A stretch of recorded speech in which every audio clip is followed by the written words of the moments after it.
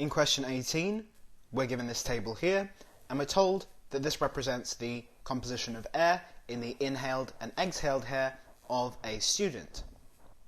We're then told that the student is breathing 500 centimetre cubes of air 14 times per minute. So what we're being asked in this question is how many decimeters cubes of oxygen will be absorbed into the lung capillaries in 4 minutes. Well, how do we go about working this out? Well, let's start with the figures that we're given. So if the student is breathing 500 centimeters cubed of air, well, first we can recognise that we have a difference in the units between our values here and the answer, so we can quickly convert centimeters cubed into decimeters cubed, because there are 1,000 centimeters cubed in a decimeter cubed, so we have 0.5. So our 0.5 decimeter cubed is breathed 14 times in a single minute. So 0.5 times 14 will give 7 decimeter cubed being breathed in. Okay, so we have our 7 decimeter cubed here, and since our question is asking us about 4 minutes rather than just 1 minute, we can multiply that by 4 to get 28 decimeter cubed as the total amount of air passing into the lungs in the 4-minute time span.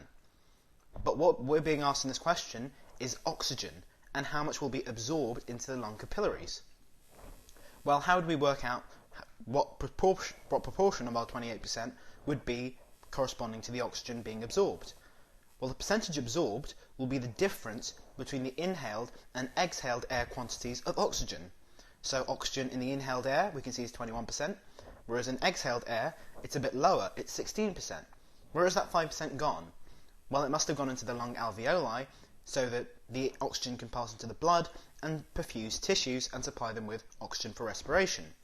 So 5% in each breath has been inhaled and transferred to the lung capillaries, and the remaining 16% has been breathed out.